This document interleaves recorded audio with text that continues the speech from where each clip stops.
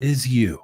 Get your phone out and put our new text number in it. Anytime you want to text us, you can. Oh, I text. 330-583-4591. Give me the phone. 330-583-4591. Seriously? I'm going to text. 330-583-4591. Save it. Save it. Save it. Canada's Morning News with Pam Cook continues now.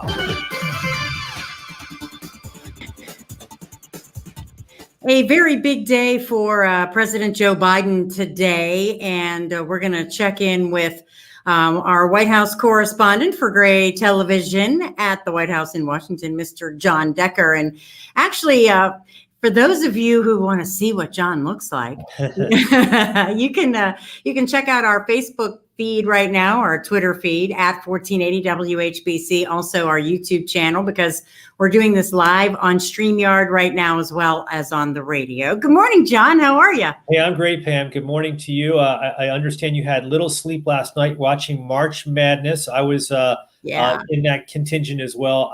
I love this time of year. I love watching college basketball, and unfortunately, there's a winner and loser for every game that goes on. And boy, what a heartbreak it was for Michigan. What a heartbreak it was for, that team that thought that they had what it took to get to the Final Four this year. I know. And the Big Ten fans around here, everybody thought the Big Ten was stacked, and it ended up that no Big Ten team in the Final Four. So kind of burst everybody's bubble here. But hey, we'll move on, and there's always next year. That's right. But I'll still watch the tournament, even though Michigan's out, and other teams that I had in my bracket are out. I'll still watch the tournament. So looking forward to this coming weekend for the Final Four, and then of course Monday night with the championship. Yeah, maybe Gonzaga makes some history. We'll see how that works. That's right. It would be amazing. Undefeated for an entire season. The last time that happened, 1976, the Indiana Hoosiers under Bobby Knight. So we'll see if history can be repeated. Yeah. Well, the president heads to my hometown today. He's going to a carpenter training center there in Collier Township, just outside of Pittsburgh today, for this big announcement. And actually, it really is a very big announcement for him. A lot of people are waiting to hear the details of this plan of his. Well, that's right. We're talking about the infrastructure spending plan that President Biden spoke of while he was a candidate for president. And now he's following through with that. This would be the second major piece of legislation that he'd be pushing as president after the passage and signing of that COVID relief bill. And it's going to be pricey. It could be as much as $3 trillion, Pam.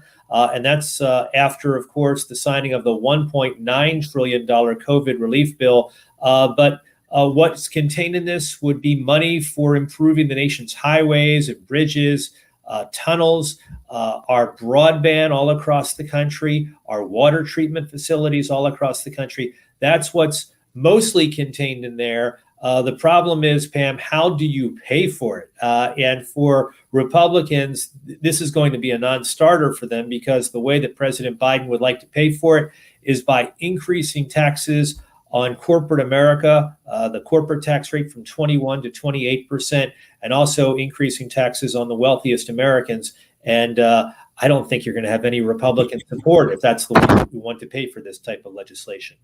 Do you think there's any room for negotiation here? I mean, this is a starting point, do you think? Well, I don't know. We'll have to wait and see. This is going to be a months-long process. It's not going to be as quick as what we saw with the COVID relief bill, where that piece of legislation, of course, passed without any Republican support in the House or the Senate. So we'll have to wait and see. We do know that in the House of Representatives, anyway, we spoke about this, the return to earmarks. So this would be potentially an opportunity for Republicans to have a say in terms of what this legislation looks like by putting a special pet project for an infrastructure project into this spending bill. So I don't know the answer to that yet. Obviously, it's going to take a few months to sort of work out the whole process for this bill and see whether it gets passage, and see it, most importantly, whether it has bipartisan support. Yeah, it'll be interesting to see how this works out. What about the DOJ investigation into Matt Gaetz? This I saw this morning, and it feels like it came out of the clear blue sky, and here we are, and he is vehemently denying this, and I'm not sure what this is all about. I don't know what it's all about other than what the New York Times first reported. They broke this story that the DOJ is looking into the idea that Matt Gaetz may have violated federal laws as it relates to paying for the transport of someone that he may have been dating who's underage, 17 years old.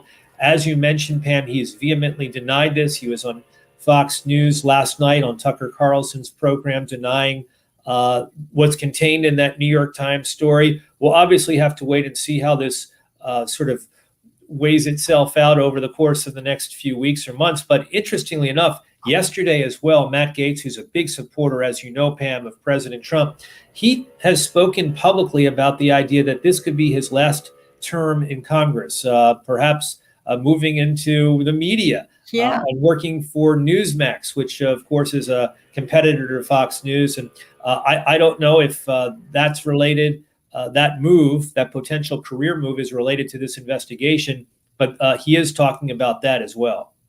And we talked about NCAA basketball. Let's talk about that Supreme Court case involving the payment of athletes. What's happening with that?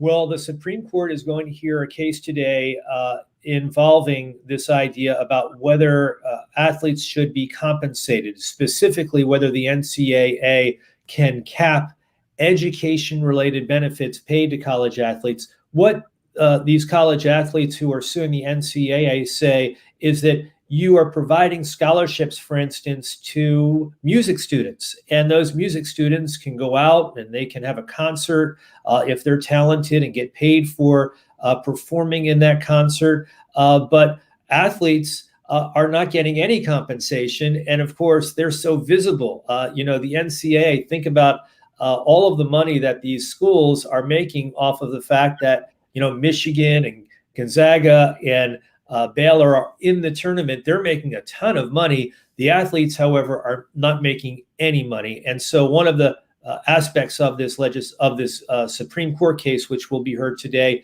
is whether or not athletes can be compensated in some way, and whether or not those institutions can still remain sort of amateur status if they do compensate those athletes. Yeah, this is going to be very closely watched. I know a lot of people very interested in this court case. Well, that's right. Yeah, I was going to say that the Power Five conference, they are backing the NCAA in their point of view. So the Big Ten backing the NCAA. And obviously this decision will not be handed down by the Supreme Court until late June. So we'll keep our eye on that as well. Okay, good to know. Good to know. All right, well, lots of good information, and we'll have plenty to talk about come Friday when we talk next. I look forward to it, Pam. Have a great day and talk to you real soon. Thanks, John. What's next? Keep listening to find out, because the news never stops. Get the facts. And neither do we. 1480 WHBC and WHBC.com. There's so much texting going on. Hey, get your phone out and put our new text number in it. Anytime you want to text us, you can. Pam Cook, Jim Michaels, JD DeAngelis, John Bozica, Brian Novak, Kenny, and JT. 330-583-45